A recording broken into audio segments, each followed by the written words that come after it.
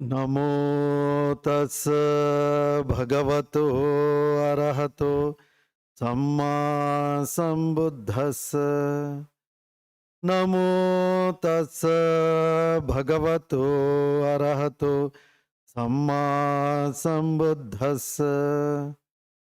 ನಮೋ ತಸ್ಸ ಭಗವತೋ ಅರ್ಹತೋ ಸಮ್ಮಾ ಸಂಬುದ್ಧಸ್ಸ. ಬುದ್ಧಂ ಶರಣಂ ಗಚ್ಛಾಮಿ, ಧಮ್ಮಂ ಶರಣಂ ಗಚ್ಛಾಮಿ, ಸಂಘಂ ಶರಣಂ ಗಚ್ಛಾಮಿ.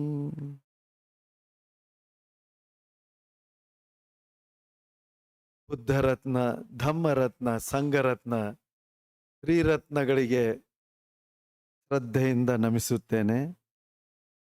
ನಮ್ಮ ಗುರುಗಳಾದ ಪರಮ ಪೂಜ್ಯ ಆಚಾರ್ಯ ಬುದ್ಧರಕಿತ ಬಡಾಬಂತೇಜಿ ಅವರಿಗೆ ಅವರ ಫೋಟೋ ಇದೆ, ಅವರನ್ನ ನೆನೆಸ್ಕೊಂಡು ಅವರ ಪಾದಗಳಿಗೆ ನಮಸ್ಕರಿಸುತ್ತಾ, ನಮ್ಮ ಹಿರಿಯರಾದ ಕස්සಪ ಮಹಾಥೇರ ಬಂತೇಜಿ, ಗುರು ಬಂತೇಜಿ ಅವರ ಪಾದಕ್ಕೆ ನಮಿಸುತ್ತಾ, ಎಲ್ಲ ಸಂಘಕ್ಕೆ ನಮಿಸುತ್ತಾ, ಎಲ್ಲ ಉಪಾಸಕ ಉಪಾಸಕಿಯರಿಗೆ ಮೈತ್ರಿಯಿಂದ ಮಂಗಳಮಯ ಸ್ವಾಗತವನ್ನ ಕೋರುತ್ತೇನೆ.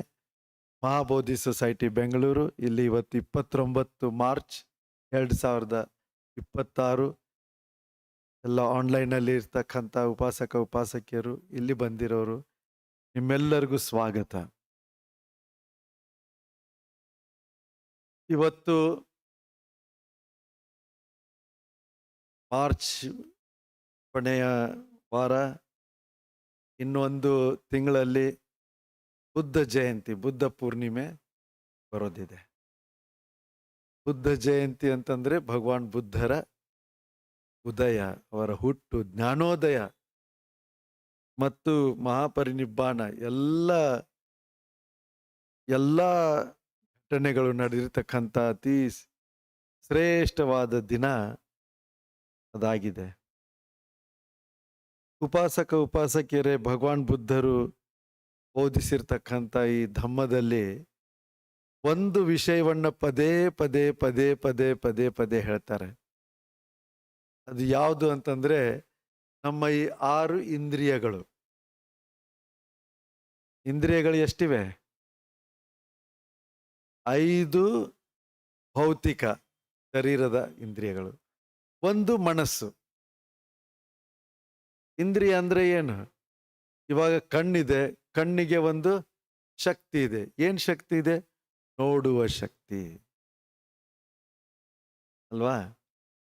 ಆದ್ರಿಂದ ಅದನ್ನ ಒಂದ್ ವೇಳೆ ಕಣ್ಣಿಲ್ಲ ಅಂತಂದ್ರೆ ನಾವು ಇಡೀ ದೃಶ್ಯದ ಲೋಕವನ್ನೇ ಕಳ್ಕೊಳ್ಬೇಕಾಗತ್ತೆ. ಬರೀ ಕಣ್ಣು ಅಷ್ಟೇ ಅಲ್ಲ, ಆ ಕಣ್ಣು, ಆ ಕಣ್ಣಿನಿಂದ ನೋಡುವ ಮನಸ್ಸು, ಅವೆಲ್ಲವೂ ಇರಬೇಕು, ಅವಾಗ್ಲೇನೆ ಆಗೋದು. ಸರಿನಾ? ಆದ್ದರಿಂದ ಈ 6 ಇಂದ್ರಿಯಗಳಿವೆ, 6 ವಿಶಿಷ್ಟವಾದ ಕೆಲಸಗಳನ್ನ ಮಾಡ್ತವೆ. ಕಣ್ಣಿನಿಂದ ನೋಡುವ ಕೆಲಸ ಕಿವಿಯಿಂದ ಆಗೋದಿಲ್ಲ.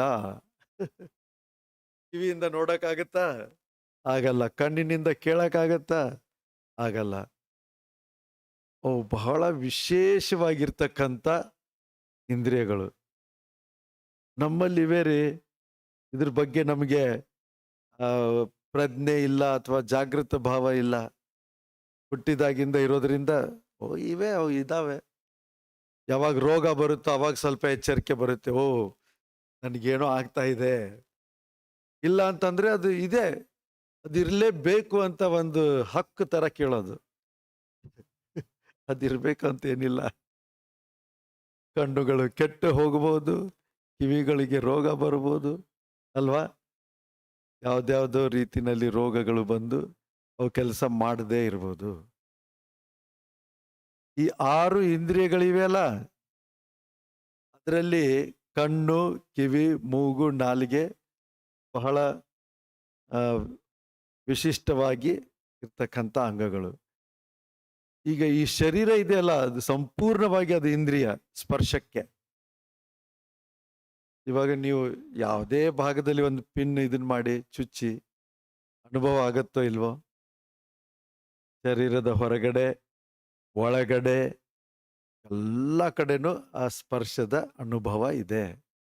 ಆದ್ರಿಂದ ಈ 5 ಇಂದ್ರಿಯ, ಭೌತಿಕ ಇಂದ್ರಿಯಗಳಲ್ಲಿ, ಶರೀರದ ಇಂದ್ರಿಯಗಳಲ್ಲಿ ಇಡೀ ಶರೀರವೇ ಬಂದ್ಬಿಡುತ್ತೆ. ಕವರ್ ಆಗುತ್ತೋ ಇಲ್ವೋ? ಆಗತ್ತೆ. ಒಂದು ಪ್ರಶ್ನೆ ಬರುತ್ತೆ, ಇದು ಲೋಭ ದ್ವೇಷಗಳು ಎಲ್ಲಿ ಹುಟ್ಟುತ್ತವೆ? ಲೋಭ ದ್ವೇಷಗಳು ಇಂದ್ರಿಯ ಸಂಪರ್ಕ ಆದಾಗ ಹುಟ್ಟುತ್ತವೆ. ಲೋಭ ಆಗಲಿ, ದ್ವೇಷ ಆಗಲಿ, ಒಳ್ಳೆ ಶ್ರದ್ಧೆ ಆಗಲಿ, ಪ್ರಜ್ಞೆ ಆಗಲಿ, ಕೆಟ್ಟದ್ದಾಗಲಿ, ಒಳ್ಳೇದಾಗಲಿ, ಅವುಗಳ ಎಲ್ಲ ಪ್ರಾರಂಭದ ಜಾಗ ಯಾವುದು? ಇಂದ್ರಿಯಗಳು. ಈ ಇಂದ್ರಿಯ ಸಂಪರ್ಕ. ಕಣ್ಣಿಗೆ ರೂಪ ಇದೆ, ನೋಡ್ಲಿಕ್ಕೆ ದೃಶ್ಯ. ಕಿವಿಗೆ ಶಬ್ದ ಇದೆ, ಮೂಗಿಗೆ ವಾಸನೆ ಇದೆ, ನಾಲಿಗೆಗೆ ರುಚಿ ಇದೆ, ಶರೀರಕ್ಕೆ ಸ್ಪರ್ಶ ಇದೆ. ಇದು ಬಿಟ್ಟು ಮನಸ್ಸಿಗೆ, ಮನಸ್ಸು ಕೂಡ ಒಂದು ಇಂದ್ರಿಯ. ಮನಸ್ಸು ಕೂಡ ಗ್ರಹಿಸಬಲ್ಲದು. ಅದು ಯಾವುದನ್ನ ಗ್ರಹಿಸುತ್ತೆ? ಮನಸ್ಸಿನ ವಿಷಯಗಳನ್ನ. ಇವಾಗ ನೀವು ನೆನಪು ಮಾಡ್ಕೊಳ್ತೀರಿ, ಬೆಳಿಗ್ಗೆ ನಾನು ಏನು ತಿಂಡಿ ತಿಂದೆ ಅಂತ ನೀವು ನೆನಪು ಮಾಡ್ಕೋಬಹುದು. ಈಗ ನೆನಪು ಬಂದಿದೆಯಲ್ಲ, ನೆನಪು ಯಾವ ರೂಪದಲ್ಲಿದೆ? ಅದು ಮನಸ್ಸಿನ ಆಬ್ಜೆಕ್ಟ್, ವಿಷಯ. ಇವಾಗ ಸದ್ಯದಲ್ಲಿ ಅದು ಎಲ್ಲೂ ಇಲ್ಲ ಈ ಲೋಕದಲ್ಲಿ, ಕೇವಲ ಮನಸ್ಸಿನಲ್ಲಿದೆ. ಆದ್ರೆ ಅದನ್ನ ನೋಡುವ, ಗ್ರಹಿಸುವ ಶಕ್ತಿ ನಮ್ಮ ಮನಸ್ಸಿಗಿದೆ. ಮಾನಸಿಕ ವಿಷಯ, ಮಾನಸಿಕ ಇಂದ್ರಿಯ ಅಲ್ವಾ? ಈಗ ನೆನಪುಗಳಾಯ್ತು, ಅಥವಾ ನಿಮ್ಮ ಮೌಲ್ಯಗಳಾಯ್ತು, ಇದು ಒಳ್ಳೆಯದು, ಕೆಟ್ಟದ್ದು, ಇವುಗಳನ್ನೆಲ್ಲ ನಾವು ಗ್ರಹಿಸ್ಬೋದಲ್ಲ. ಅದನ್ನು ಗ್ರಹಿಸ್ಲಿಕ್ಕೆ ಯಾವುದಿದೆ? ಮನಸ್ಸಿನ ಇಂದ್ರಿಯ. ಮನಸ್ಸು ಈಗ ಕಣ್ಣಿನಿಂದ ನೋಡ್ಬೇಕು ಅಂತಂದ್ರೆ ಆ ದೃಶ್ಯ ನಿಮ್ಮ ಮುಂದೆ ಈಗ ಇರಬೇಕು, ಆಗಲೇ ಸಾಧ್ಯ ಅಲ್ವಾ? ದೃಶ್ಯ ಇಲ್ಲ ಅಂತಂದ್ರೆ ನೋಡಕ್ಕಾಗಲ್ಲ. ಕಣ್ಣಿನಿಂದ ನೋಡ್ಲಿಕ್ಕೆ ದೃಶ್ಯ ಇರಬೇಕು, ಲೈಟ್ ಇರಬೇಕು ಅಲ್ವಾ? ಕಣ್ಣು ಸರಿಯಾಗಿರ್ಬೇಕು, ಅದು ಸರಿಯಾಗಿರ್ಬೇಕು. ಆ ಲೈಟ್ ನಮ್ಮ ಇದ್ರ ಮೇಲೆ, ಕಣ್ಣಿನ ರೆಟಿನಾ ಮೇಲೆ ಬಿದ್ದ ಮೇಲೆ ಅದನ್ನು ಗ್ರಹಿಸುವ ಚಿತ್ತ ಇರಬೇಕು.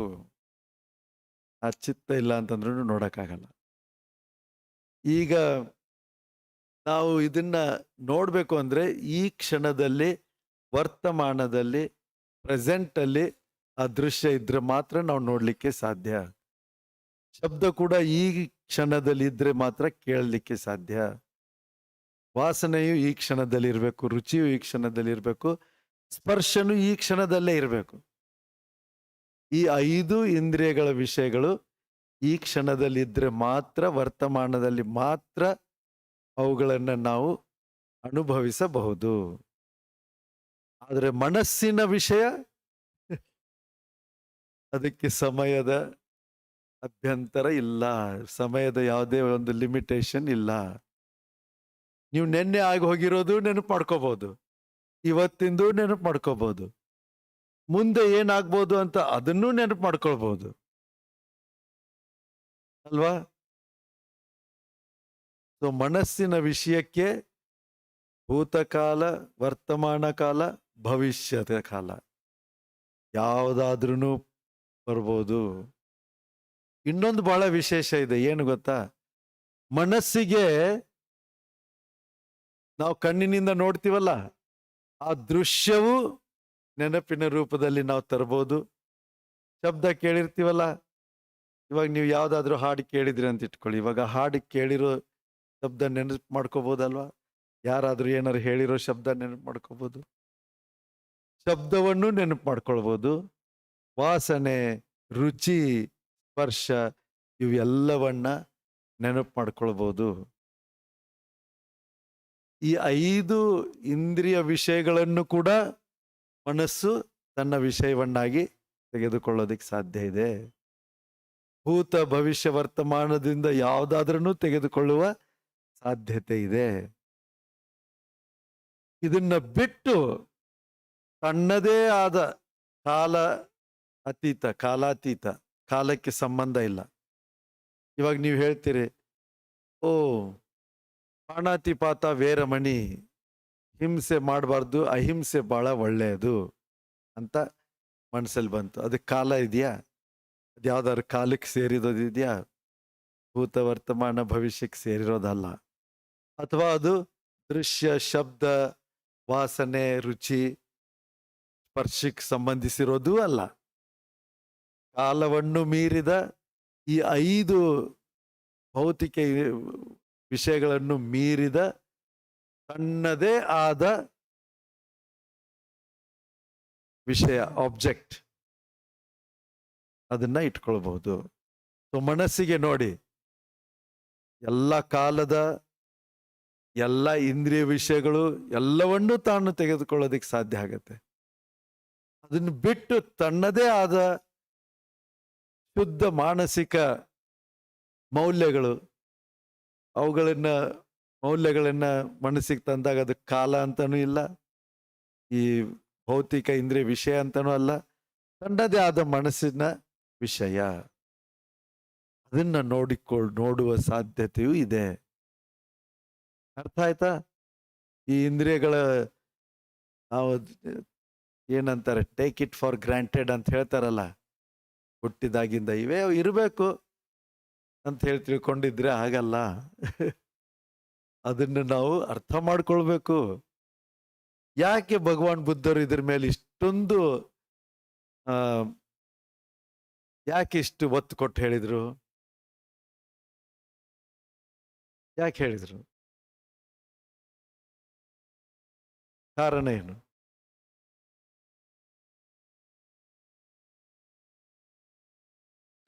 ಅದರಿಂದನೇ ದುಃಖ ಆಗತ್ತೆ, ಅದರಿಂದನೇ ಸುಖ ಆಗತ್ತೆ. ವೆರಿ ಗುಡ್, ಬಹಳ ಸಂತೋಷ, ಒಳ್ಳೆ ಆನ್ಸರ್ ಹೇಳಿದಿರಿ. ಅದೇ ರೀತಿ ಇನ್ನೂ ಒಂದು ಕಾರಣ ಇದೆ.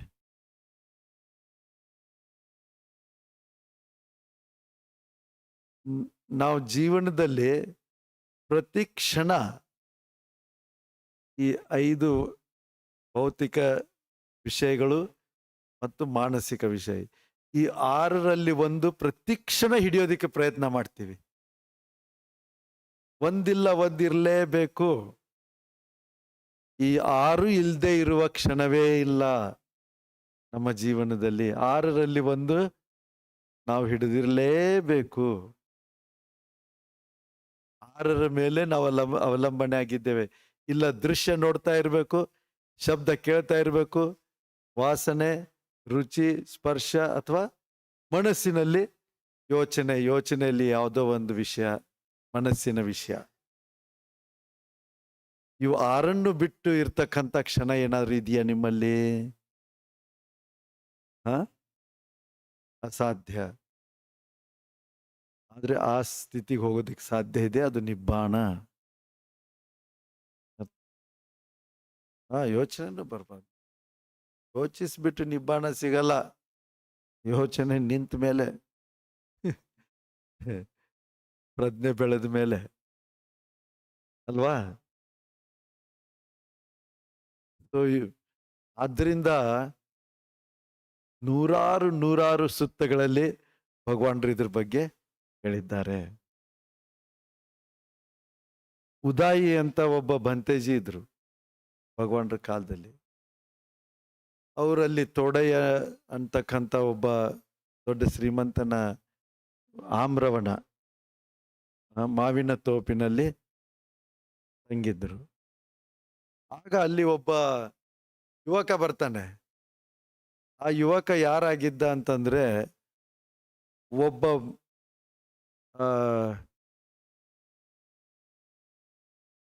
ಬೇಹಚ್ಚಾನಿ ಅಂತ ಒಬ್ಬ ಬ್ರಾಹ್ಮಣ ಮಹಿಳೆ, ಅವಳ ಶಿಷ್ಯ.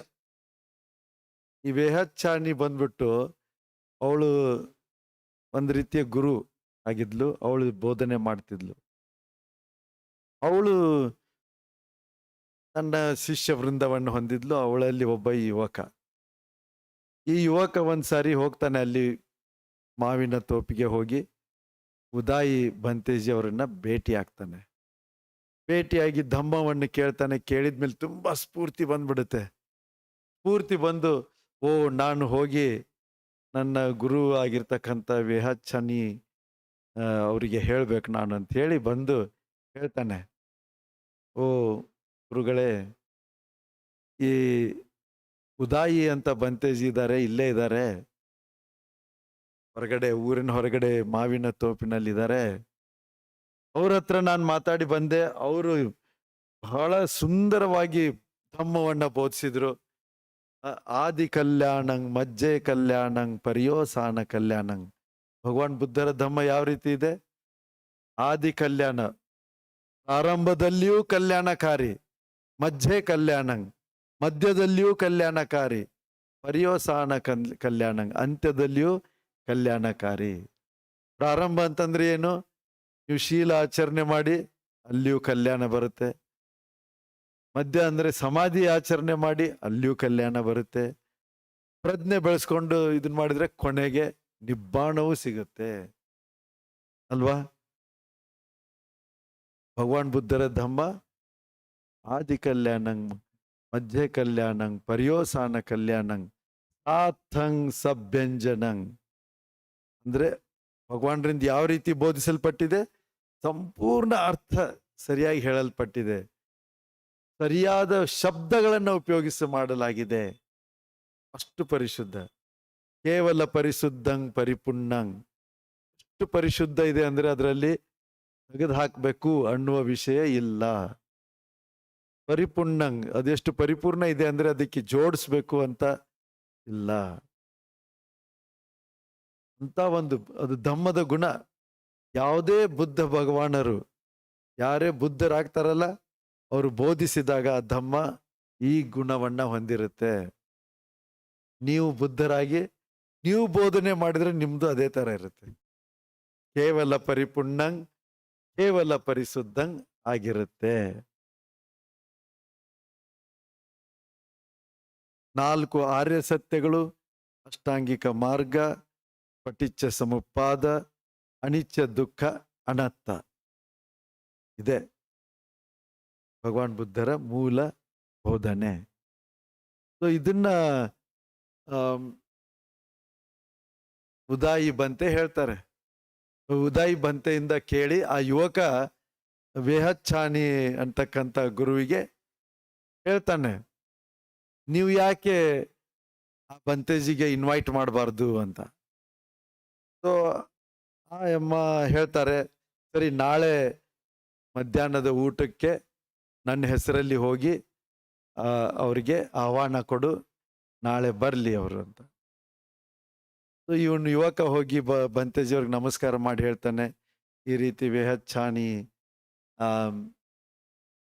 ಮಹಿಳೆ ಏನಿದ್ದಾರೆ ಅವರು ಆಮಂತ್ರಣ ಕೊಟ್ಟಿದ್ದಾರೆ, ದಯಮಾಡಿ ಅವ್ರ ಮನೆಗೆ ಬಂದು ನೀವು ಊಟ ಸ್ವೀಕಾರ ಮಾಡಬೇಕು. ಸರಿ ಅಂತ ಅವ್ರು ಒಪ್ಕೊಳ್ತಾರೆ. ಮಾರನೇ ದಿನ ಬರ್ತಾರೆ, ಎಲ್ಲ ಚೀವರ ಎಲ್ಲ ಹಾಕಿಕೊಂಡು ಅಲ್ಲಿ ಬಂದು ಕುಳಿತುಕೊಳ್ತಾರೆ. ಅಮ್ಮ ಬಹಳ ಚೆನ್ನಾಗಿ ಬಡಿಸ್ತಾರೆ. ಬಡಿಸಿದಾದ್ಮೇಲೆ ಊಟ ಆಗುತ್ತೆ. ಊಟ ಆದ್ಮೇಲೆ ಪಾತ್ರೆ ಎಲ್ಲ ತೊಳೆದು ಬಂತೇಜಿ ಅವ್ರ ಕೈ ಕೊಟ್ಟು ಅದು ಇದನ್ನ ಮಾಡಿದ್ಮೇಲೆ ಆಮೇಲೆ ವೇಹಚ್ಚಾನಿ ಅಮ್ಮ ಏನ್ ಮಾಡ್ತಾರೆ, ಹೋಗ್ಬಿಟ್ಟು ತುಂಬಾ ದೊಡ್ಡ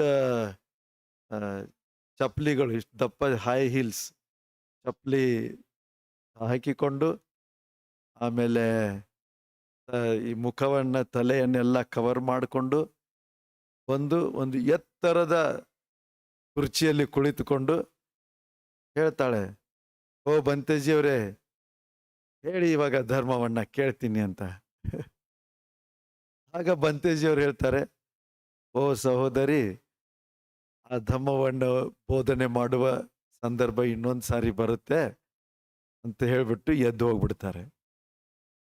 ಅವ್ರು ಹೋದ್ಮೇಲೆ ಈ ಯುವಕ ಮತ್ತೆ ಬಂದು ಹೇಳ್ತಾನೆ, ಏನು ಗುರುಗಳೇ, ನೀವು ಅದನ್ನ ಸರಿಯಾಗಿ ಧಮ್ಮವನ್ನು ಕೇಳಿದ್ರಾ ಅಂತ. ಇಲ್ಲ, ಧಮ್ಮವನ್ನು ಕೇಳಲೇ ಇಲ್ಲ.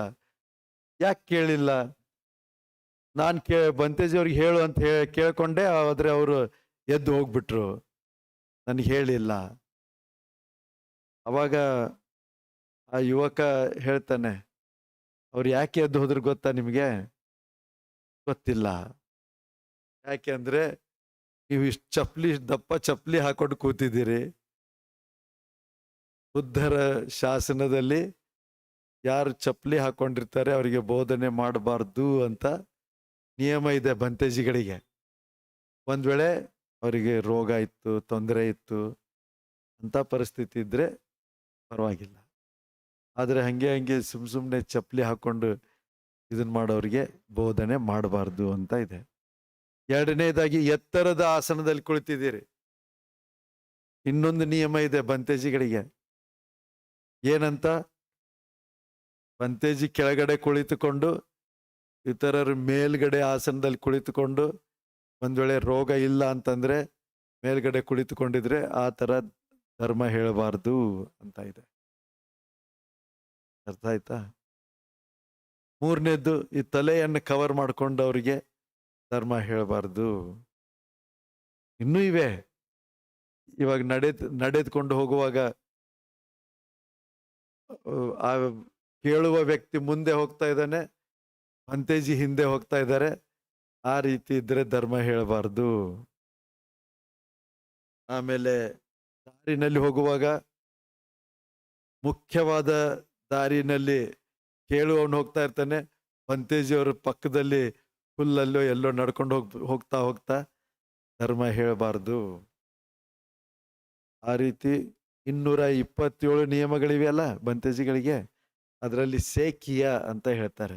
75 ಸೇಕಿಯ ಧಮ್ಮ, ಸೇಕಿಯ ನಿಯಮಗಳು. ಅದರಲ್ಲಿ ಇವೆಲ್ಲ ಬರ್ತವೆ. ಯಾರ್ಯಾರಿಗೆ ಧಮ್ಮ ಹೇಳಬಾರ್ದು. ಇವಾಗ ಖಡ್ಗ, ಕತ್ತಿ ಅಥವಾ ಆಯುಧಗಳನ್ನು ಹಿಡ್ಕೊಂಡು ಕೂತಿದ್ರೆ ಅಂಥವ್ರಿಗೆ ಧರ್ಮ ಹೇಳುವಂತಿಲ್ಲ. ಈ ರೀತಿ ಎಲ್ಲ ಇದೆ. ಸೊ ಇದು ಭಗವಾನ್ ಬುದ್ಧರು ನಿಯಮ ಕೊಟ್ಟಿದ್ದಾರೆ. ಆಮೇಲೆ ಹೇಳ್ಬೇಕು. ಅವಾಗ ಯುವಕ ಹೇಳ್ತಾನೆ, ಓ ಗುರುಗಳೇ, ನೀವು ಈ ತರ ಕುಳಿತುಕೊಂಡ್ರೆ ಅದು ಹೇಗೆ ಹೇಳ್ತಾರೆ? ಅವರು ನಿಯಮಕ್ಕೆ ಗೌರವ ಕೊಡ್ತಾರೆ, ಧಮ್ಮಕ್ಕೆ ಗೌರವ ಕೊಡ್ತಾರೆ. ಓ ಹಾಗ, ನನಗೆ ಗೊತ್ತಿರ್ಲಿಲ್ಲ. ಇನ್ನೊಂದು ದಿನ ಮತ್ತೆ ಕರಿ, ನಾಳೆ ದಿನಕ್ಕೆ ಮತ್ತೆ ಊಟಕ್ಕೆ ಕರಿ ಅಂತ ಹೇಳ್ತಾರೆ ಅಮ್ಮ. ಯುವಕ ಹೋಗಿ ಮತ್ತೆ ಬಂತೇಜಿ ಹತ್ರ ಹೋಗಿ ನಮಸ್ಕಾರ ಮಾಡಿ, ಬಂತೇಜಿ ಅವರೇ, ವೇಹಚ್ಚಾನಿ ಅವರು ಮತ್ತೆ ಊಟಕ್ಕೆ ನಿಮಂತ್ರಣ ಕೊಟ್ಟಿದ್ದಾರೆ, ಬನ್ನಿ. ಅವ್ರು ಒಪ್ಕೊಂಡು ಬರ್ತಾರೆ. ಮುಂದಿನ ದಿನ, ಮಾರನೇ ದಿನ ಬಂದ ಮೇಲೆ ಚೆನ್ನಾಗಿ ಮತ್ತೆ ಕೂಡ್ಸ್ಬಿಟ್ಟು ಎಲ್ಲ ಕೊಟ್ಟು ಎಲ್ಲ ಆದ್ಮೇಲೆ, ಊಟ ಆದ್ಮೇಲೆ ಈ ಸಾರಿ ಕೆಳಗಡೆ ಆಸನವನ್ನು ತೆಗೆದುಕೊಂಡು ಶ್ರದ್ಧೆ ಭಕ್ತಿಯಿಂದ ಕುಳಿತುಕೊಂಡು ವೇಹಚ್ಚಾನಿ ಅಮ್ಮ ನಮಸ್ಕಾರ ಮಾಡಿ, ಅಮ್ಮ ಹೇಳಿ ಬಂತೇಜಿಯವರೇ, ನನಗೊಂದು ಪ್ರಶ್ನೆ ಇದೆ, ಆ ಪ್ರಶ್ನೆಯನ್ನ ನನಗೆ ಉಪದೇಶ ಮಾಡಿ ಅದರ ಅರ್ಥ ಅಂತ. ಅವಾಗ ಈ ಪ್ರಶ್ನೆಯನ್ನ ಕೇಳೋದು. ಇವಾಗ ಅರ್ಹಂತರು ಇದಾರಲ್ಲ, ಇವ್ರು ಭಗವಾನ್ ಬುದ್ಧರಾಯ್ತು, ಅರ್ಹಂತರಾಯ್ತು, ಇವರೆಲ್ಲ ಜ್ಞಾನಿಗಳು. ಏನು ಇದ್ರೆ ಸುಖ ದುಃಖಗಳು ಬರ್ತವೆ, ಏನು ಇಲ್ಲ ಅಂತಂದ್ರೆ ಸುಖ ದುಃಖಗಳು ನಶಿಸಿ ಹೋಗ್ತವೆ. ಅವ್ರು ಏನಂತ ವಿವರಣೆ ಕೊಡ್ತಾರೆ, ಅದನ್ನ ನನಗೆ ಸ್ವಲ್ಪ ತಿಳಿಸಿ ಹೇಳಿ ಅಂತ. ಆಗ ಉದಾಯಿ ಬಂತೇಜಿ ಅವರು ಹೇಳ್ತಾರೆ, ಈ ಕಣ್ಣು ದೃಶ್ಯ ಇತ್ತು ಅಂತಂದ್ರೆ ಅಲ್ಲಿ ಸುಖ ಮತ್ತು ದುಃಖ ಹುಟ್ಟುತ್ತೆ. ಕಿವಿ ಮತ್ತು ಶಬ್ದಗಳು ಇದ್ದಾಗ ಅಲ್ಲಿ ಸುಖ ಅಥವಾ ದುಃಖ ಹುಟ್ಟುತ್ತೆ. ಅದೇ ರೀತಿ ಮೂಗು ಮತ್ತು ವಾಸನೆ ಇದ್ದಾಗ, ನಾಲಿಗೆ ಮತ್ತು ರುಚಿ ಇದ್ದಾಗ, ಈ ಶರೀರ ಮತ್ತು ಸ್ಪರ್ಶ ಇದ್ದಾಗ, ಮತ್ತು ಮನಸ್ಸು ಮತ್ತು ಮನಸ್ಸಿನ ವಿಷಯ ಇದ್ದಾಗ, ಅದೇ ಸುಖ ಮತ್ತು ದುಃಖ ಹುಟ್ಟುವ ಜಾಗ ಅಂತ ಅರ್ಹಂತರು, ತಿಳಿದವರು ಎಲ್ಲ ಹೇಳ್ತಾರೆ. ಮತ್ತೆ ಇದು ಎಲ್ಲಿ ನಶಿಸಿ ಹೋಗುತ್ತೆ, ಎಲ್ಲಿ ಇದು ಅಂತ್ಯ ಆಗುತ್ತೆ? ಅಲ್ಲಿಯೇ ಅಂತ್ಯ ಆಗುತ್ತೆ. ಈ ಕಣ್ಣು ದೃಶ್ಯ ಏನಿದೆ, ಎಲ್ಲಿ ಆ ಕಣ್ಣು ದೃಶ್ಯದ ಒಂದು ಆ ಅದರ ಒಂದು ನಶಿಸುವಿಕೆ, ಅಂದ್ರೆ ಕಣ್ಣೇ ತೆಗೆದು ಹಾಕೋದಲ್ಲ, ದೃಶ್ಯವೇ ಹೋಗ್ಬಿಡೋದಲ್ಲ. ಅಲ್ಲಿ ಒಂದು ವೇಳೆ ನಾವು ಜಾಗೃತ ಭಾವದಿಂದ ಇದ್ರೆ ಅಲ್ವಾ, ಅವಾಗ ನಾವು ನೋಡ್ಬೋದು. ಸುಖ ದುಃಖಗಳು ಬರ್ತವೆ, ಎಲ್ಲಿವರೆಗೂ ಈ ಇಂದ್ರಿಯಗಳಿವೆಯೋ ಅಲ್ಲಿವರೆಗೂ ಈ ಸುಖ ದುಃಖಗಳು ಬಂದೇ ಬರ್ತವೆ. ಯಾವಾಗ ಈ ಇಂದ್ರಿಯಗಳು ಸಂಪೂರ್ಣ ನಶಿಸಿ ಹೋಗ್ತಾವೋ ಅವಾಗ ಸುಖ ದುಃಖಗಳು ನಿಂತು ಹೋಗ್ತವೆ. ಆದ್ರೆ ಅದು ಸಂಪೂರ್ಣ ಇಂದ್ರಿಯವನ್ನ ದಾಟಿ ಹೋಗೋ ಸ್ಥಿತಿ ಯಾವುದು? ನಿಬ್ಬಾಣ. ನಿಬ್ಬಾಣದ ಹಂತದಲ್ಲಿ ಈ ಇಂದ್ರಿಯಗಳು ಅದನ್ನ ನಾವು ದಾಟಿ ಹೋಗೋದಕ್ಕೆ ಸಾಧ್ಯ ಇದೆ. ಅವಾಗ ನೀವು ಯಾವಾಗ ನಿಬ್ಬಾಣ ಸಾಕ್ಷಾತ್ಕಾರ ಮಾಡಿ ಅದರಲ್ಲಿ ಇರ್ತೀರಲ್ಲ, ಅವಾಗ ನಿಮ್ಮ ಕಣ್ಣು ದೃಶ್ಯ, ಕಿವಿ ಶಬ್ದ ಇವು ಯಾವ ಲೆಕ್ಕಕ್ಕೆ ಬರಲ್ಲ. ಅವುಗಳನ್ನ ದಾಟಿ ಹೋಗಿರ್ತೀರಿ. ಅರ್ಥ ಆಯ್ತಾ? ಆದ್ರಿಂದ ನಾನು ಹೇಳಿದ್ನಲ್ಲ, ಭಗವಾನ್ರು ಯಾಕೆ ಇಷ್ಟು ಒತ್ತು ಕೊಟ್ಟಿದ್ದಾರೆ, ಇದು ಎಷ್ಟು ಅದ್ಭುತ ಇದೆ, ಇದು ಒಂದು ನೋಡಿ ನೀವು ಕಣ್ಣಿನಿಂದ ನಾನು ನೋಡ್ಬೋದು ಅನ್ನೋ ಒಂದು ಸತ್ಯವೇ ಎಷ್ಟು ಅದ್ಭುತ ಇದೆ. ನಾನು ನೋಡ್ತಾ ಇದ್ದೀನಿ, ನೋಡ್ತಾ ನೋಡ್ತಾ ನೋಡ್ತಾ ಇದ್ರೆ ಅದೊಂದು ಕ್ಷಣ ಒಂದು ಶಕ್ತಿ ಕೆಲಸ ಮಾಡ್ತಾ ಇದೆ, ನೋಡುವ ಕೆಲಸ ಮಾಡ್ತಾ ಇದೆ. ಯಾವ ರೀತಿ ಇವಾಗ ನೀವು ಮೋಟಾರ್ ಓಡಿಸಿದ್ರೆ, ಗಾಡಿ ಓಡಿಸಿದ್ರೆ ಪೆಟ್ರೋಲ್ ಯೂಸ್ ಆಗ್ತಾ ಇರುತ್ತಲ್ಲ, ಇವಾಗ ನಾವು ನೋಡ್ತಾ ಇದ್ರೆ ಆ ಒಂದು ಎನರ್ಜಿ ಕೂಡ ಯೂಸ್ ಅಪ್ ಆಗ್ತಾ ಇದೆ.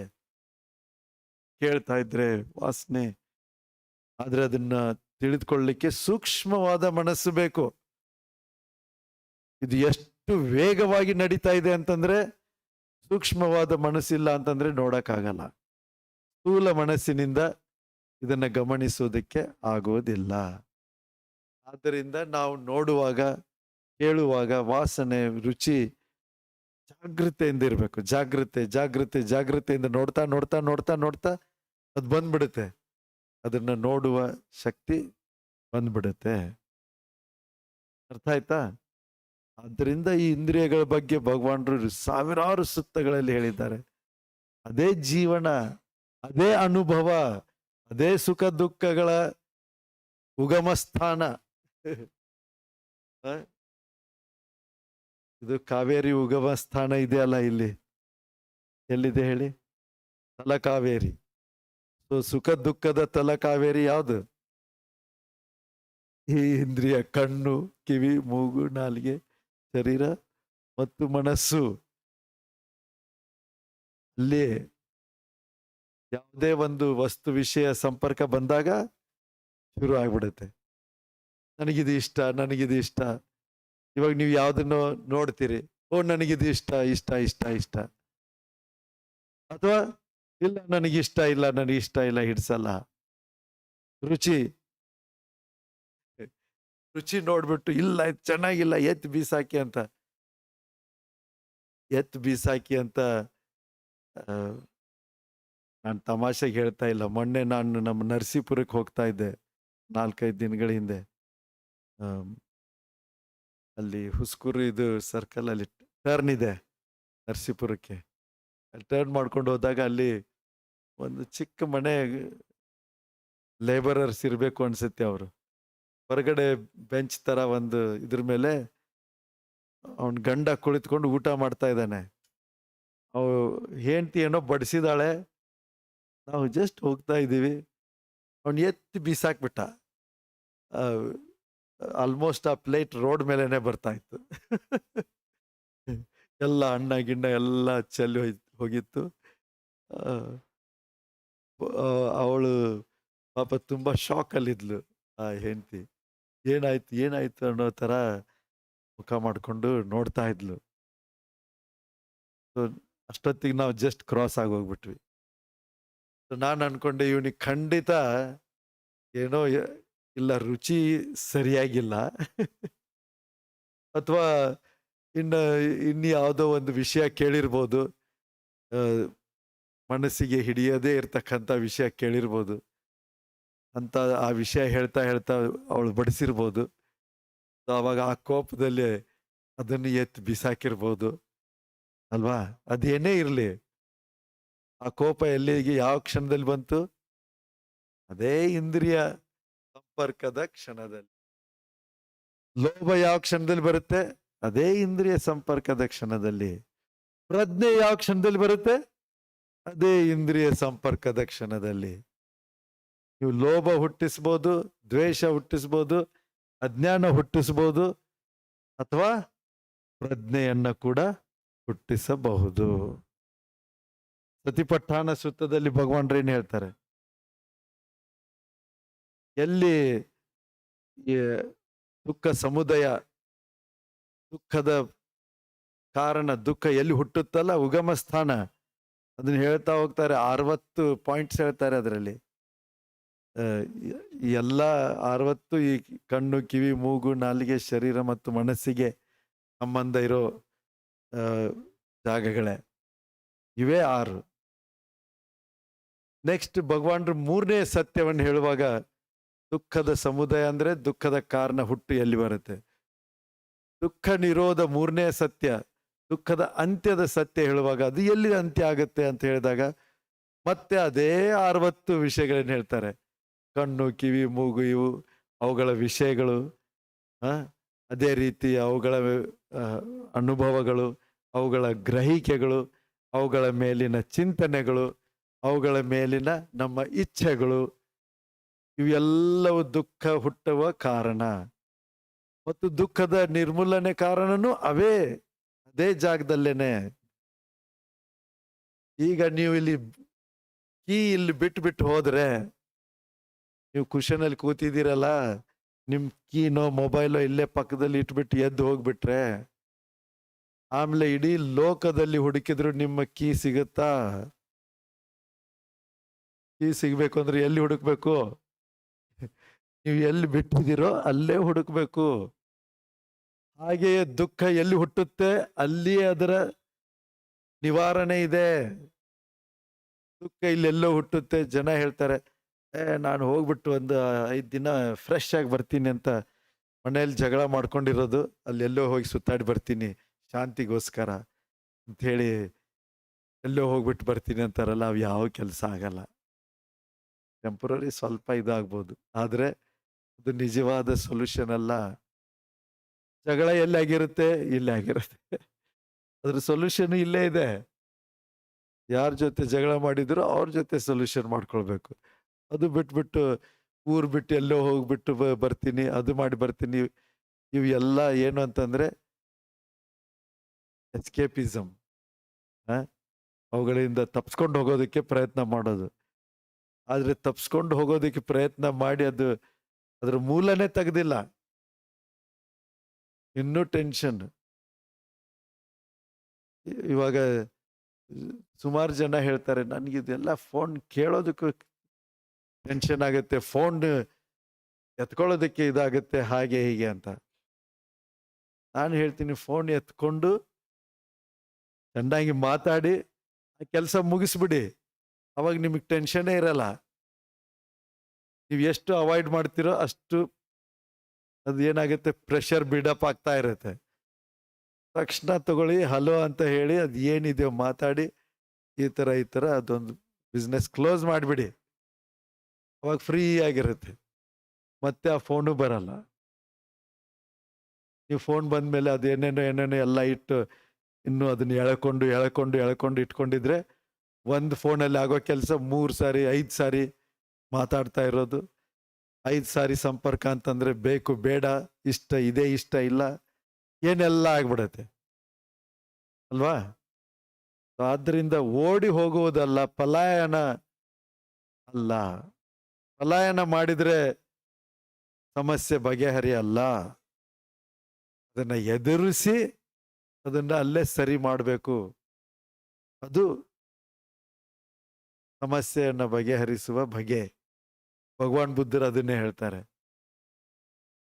ಈ 60 ಜಾಗಗಳಲ್ಲಿ ದುಃಖ ಉತ್ಪನ್ನ ಆಗತ್ತೆ. ಕಣ್ಣು, ಕಿವಿ, ಮೂಗು, ನಾಲಿಗೆ, ಶರೀರ ಮತ್ತು ಮನಸ್ಸು, ಅವುಗಳ ದೃಶ್ಯಗಳು, ಅವುಗಳ ಗ್ರಹಿಕೆಗಳು, 6 ದೃಶ್ಯಗಳು 6, ಅವುಗಳ ಅನುಭವಗಳು 6, ಅವುಗಳ ಮೇಲಿನ ಚಿಂತನೆಗಳು 6, ಅವುಗಳ ಮೇಲಿನ ಇಚ್ಛೆಗಳು 6. ಈ ರೀತಿ 10 ಕ್ಯಾಟಗರಿನಲ್ಲಿ 6, 10, 60 ಆಗತ್ತೆ. ಪ್ರತಿಪಟ್ಟಾಣ ಸೂತ್ರದಲ್ಲಿದೆ ನೋಡಿ ಅದನ್ನ. ಅದರ ಅಂತ್ಯವು ಕೂಡ ಅದೇ 60 ಜಾಗದಲ್ಲಿ ಇರ್ತಕ್ಕಂಥದ್ದು. ಅರ್ಥ ಆಯ್ತಾ? ಅದರಿಂದ ಲೈಫಲ್ಲಿ ಓಡಿ ಹೋಗಬೇಡಿ, ಪಲಾಯನ ಮಾಡಬೇಡಿ. ಎದುರಿಸಿ ಶಾಂತವಾದ ಮನಸ್ಸಿನಿಂದ ಎದುರಿಸಿ ಒಂದು ಕ್ಲಿಯರ್ ಆಗಿ ಅದ್ರ ಮೇಲೆ ಡಿಸಿಷನ್ ಮಾಡಿ ಕ್ಲೋಸ್ ಮಾಡಿಬಿಡಿ. ಆವಾಗ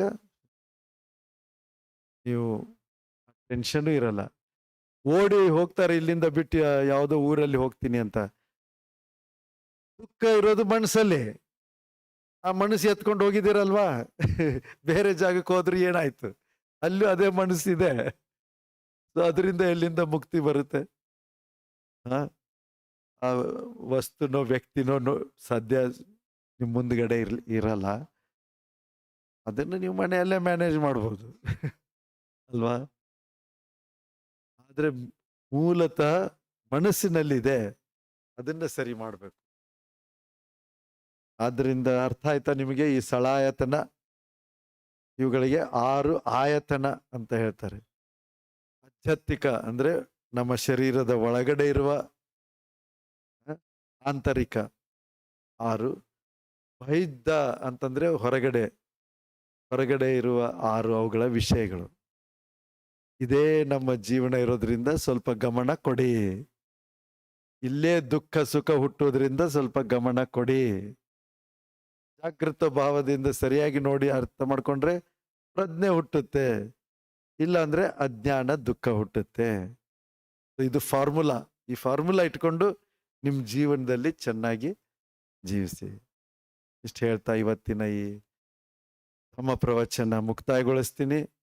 ಬುದ್ಧ ಧಮ್ಮ ಸಂಘದ ಆಶೀರ್ವಾದದಿಂದ, ಪಡೆ ಬಂತೆ ಗುರು ಬಂತೆಯವರ ಆಶೀರ್ವಾದದಿಂದ, ಎಲ್ಲ ಬಂತೆಜಿಗಳ ಆಶೀರ್ವಾದದಿಂದ, ನಿಮ್ಮ ಪುಣ್ಯದ ಫಲದಿಂದ, ನಮ್ಮ ಪುಣ್ಯದ ಫಲದಿಂದ ಎಲ್ಲವೂ ನಮ್ಮೆಲ್ಲರಿಗೂ ಇವು ನಿಬ್ಬಾಣಕ್ಕೆ ಕಾರಣವಾಗಲಿ. ನಿಬ್ಬಾಣ ಸಪಚ್ಚಯೋ ಹೋತು ಭವತು ಸಬ್ಬ ಮಂಗಳಂ ರಕ್ಕಂತು ಸಬ್ಬ ದೇವತಾ ಸಬ್ಬ ಬುದ್ಧಾನುಭಾವೇನ ಸಬ್ಬ ಧಮ್ಮಾನುಭಾವೇನ ಸಬ್ಬ ಸಂಘಾನುಭಾವೇನ ಸದಾ ಸುತ್ತಿ ಭವಂತು ತೇ. ಸಾಧು ಸಾಧು ಸಾಧು. ಎಲ್ಲರಿಗೂ ಒಳ್ಳೇದಾಗ್ಲಿ. ಇವಾಗ ಬುದ್ಧ ಪೂರ್ಣಿಮೆ ಬರ್ತಾ ಇದೆ. ಇನ್ನೊಂದು 25 ದಿನದಲ್ಲಿ ನಮ್ಮ 25 ಏಪ್ರಿಲ್ ಪ್ರಾರಂಭ, ಬೋಧಿ ಸಪ್ತಾಹ ಪ್ರಾರಂಭವಾಗಿ 25, 26, 27, 28, 29, 30 6 ದಿನ ಅಲ್ಲಿ ಇಲ್ಲಿ ಕಾರ್ಯಕ್ರಮಗಳು ಇರ್ತವೆ. 7ನೇ ದಿನ 1 ಮೇ ಬುದ್ಧ ಪೂರ್ಣಿಮೆ ಇದೆ.